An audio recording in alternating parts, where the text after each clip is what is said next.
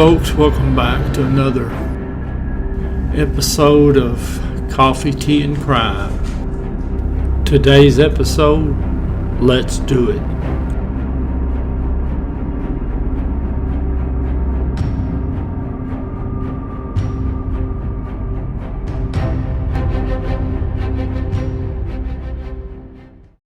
Folks, our story today, we're going to be in the great state of Utah.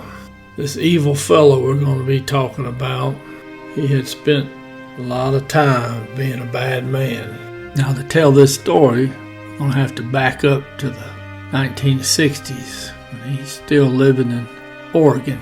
He'd committed just about any crime you could think of. In 1964, he'd been given a 15-year sentence for armed robbery. Now, they put him in the Oregon State Penitentiary in Salem.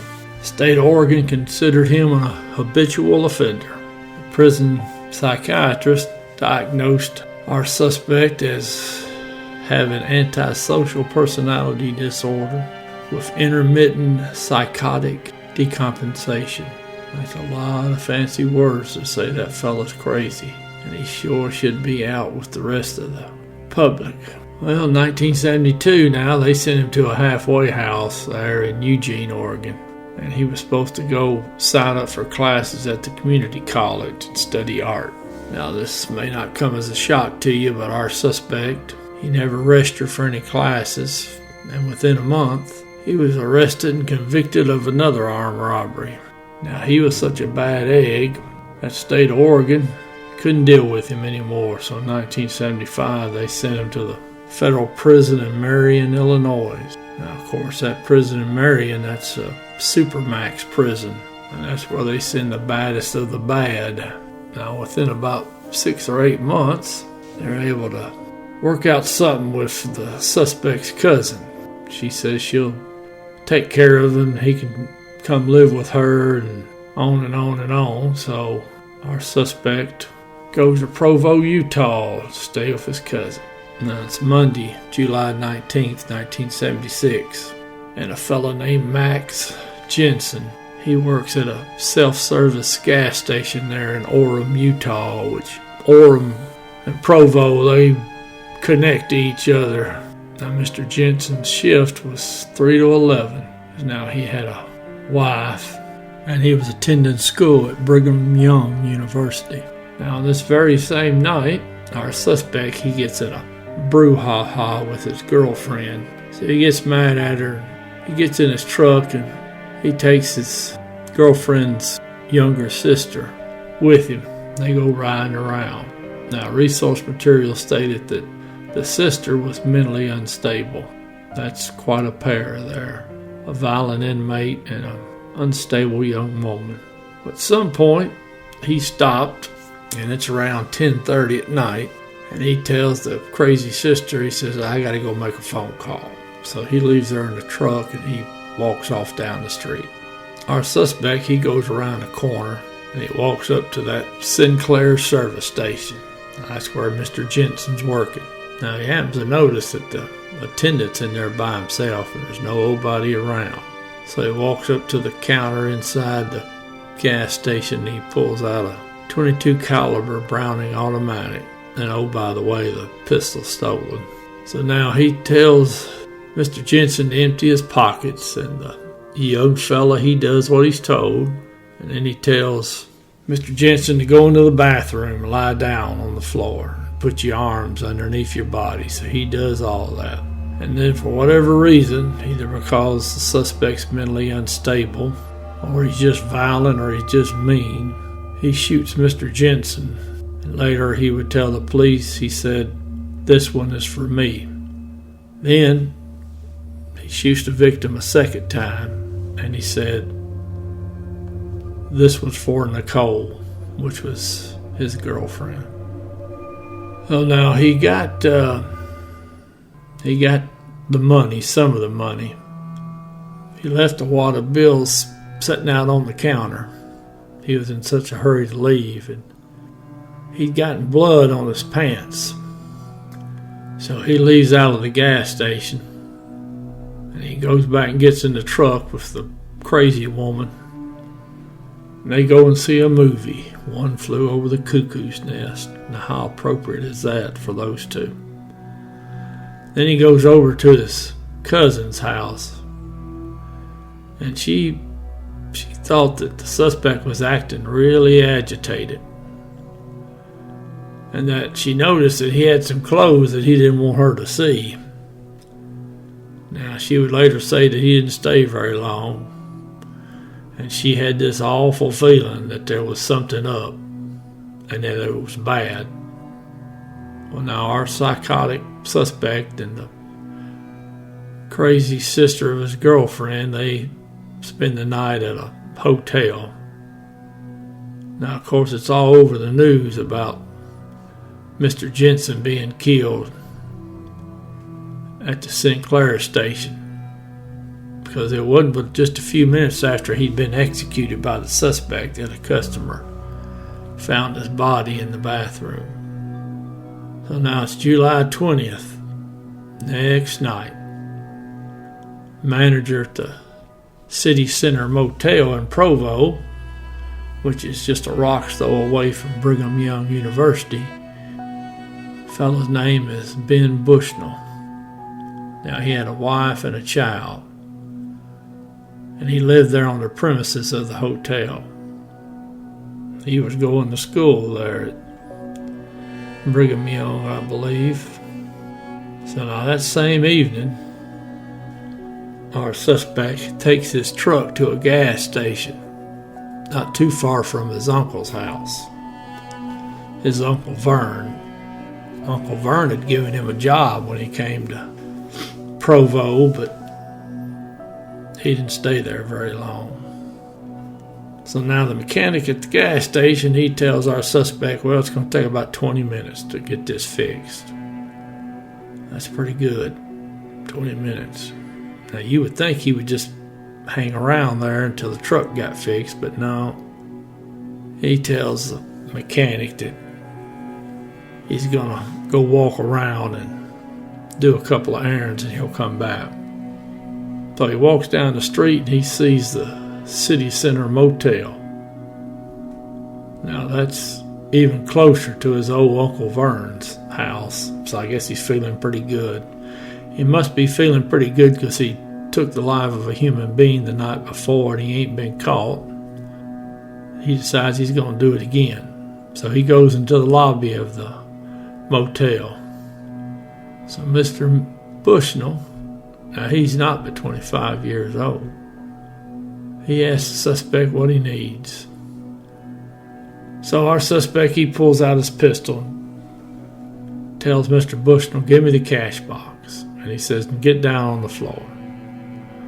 So Mr. Bushnell gives him the cash box and gets out on the floor, and then our suspect executes him. Now, just about that time, Mr. Bushnell's wife walks in, because you see that Mr. Bushnell and his wife and their child, they live on the premises. So our suspect grabs the cash box and he skedaddles out the door. And he goes down the street and he takes that cash box and he puts it under a bush there, somewhere between there and the gas station where his truck's at. Well, now he goes a little bit further and he decides, you know what, I'm going to get rid of this pistol. So now he grabs it by the muzzle and he shoves it under another bush. Somehow or another, something got inside the trigger guard and depressed the trigger. And our suspect takes a bullet in the hand, right there where the thumb connects to the palm of the hand. So now he finally gets back to the garage to get his truck. And now the mechanic there, mechanic and slash owner, he spots the blood trail because the suspect, as you might guess, is bleeding all over the place. Now, he had just heard on the police scanner about a robbery and shooting at that motel down the street, and he figures there's got to be something related about my customer with the bloody hand and the robbery that had just occurred. So he writes down the tag number on the truck, and right after the suspect leaves, he calls the police. So now the police, they're out all through the town looking for this vehicle. And they even got the old SWAT team out, and they're looking.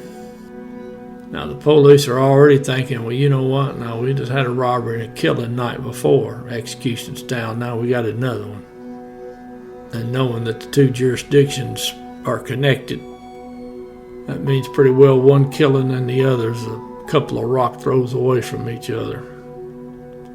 The M.O. was way too close not to be the same fella. Now Uncle Vern, he's close enough that all the sirens and all that going off, he comes out of his house and looks. And he just knows that his nephew's involved. Because now old Uncle Vern would tell authorities later that the suspect just went from bad to worse. And it was a lot worse when he was drinking. So now Uncle Vern's wife, she calls the cousin and tells her. Well, then the cousin, she turns around and she calls a police dispatcher she knows, and she tells her the information. Now after she gets off the phone with the police, suspect calls her dear cousin, and he tells her, I've been shot and I need help. And he tells her where he's at. She goes, okay, I'm going to get you some help.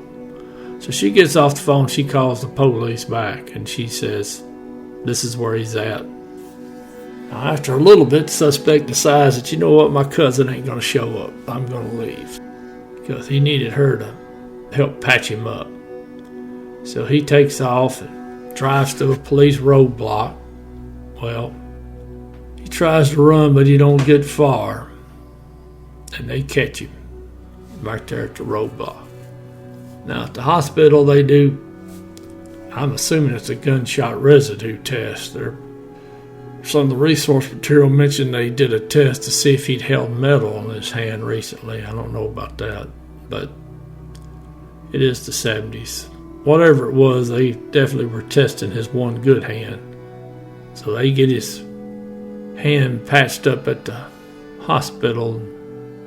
Now he sits down with the police and he denies anything about any killings. He says, in fact, I got witnesses that'll vouch for him. Now he tells the police that, well, the reason I'm shot in the hand was I was walking by a hotel and a fellow was holding it up and I stepped in to try to stop him. He shot me in the hand. Now the police didn't believe that story, but they sure checked on his alibi. Well, the police come back to him and they say, well, you know what? You're just a liar because your story has been shot down by everybody we talked to. And in fact, we even got a witness that saw you with the cash box when you hit it. So he goes on, he admits it. He killed both those fellas. And he said he didn't have any reason to do it. And he says, you know what, if y'all hadn't caught me, I would have just kept on killing. And then he told him, he says, you know what, I ought to die for what I've done. Now, unlike most suspects, because you get a lot of suspects say, oh, I'm sorry, I shouldn't have done that. I should die for this. Well, they don't really mean it. So now he's convicted on the murder of Mr. Bushnell at the motel. They didn't try him on the other killing, the one at the Sinclair station, because they just didn't have any evidence to tie him into the Mr. Jensen's killing. I mean, they had the M.O., but he didn't have anything else. Now, they had that confession, but they were kind of worried that the mental background of this suspect, they better just go with the killing that they know they can prove. So the jury finds him guilty and they sentence him to death. Well, now, he doesn't want to appeal anything. Now, his lawyers appeal some of it through the state, but he does not want it appealed through the federal government. He says he wants to die. Now, they'd given him a choice on execution. We can hang you or we can shoot you. And he says, I don't trust the hanging process, y'all might botch it. He says, I just want y'all to line me up. Use a firing squad on me. So now it's January 17th, 1977, 8:07 a.m. Now it's just 9 months after he got into Utah, and it was just 6 months after the killings, and the suspect's dead by firing squad. Now it was carried out at the Utah State Prison there in Draper, Utah.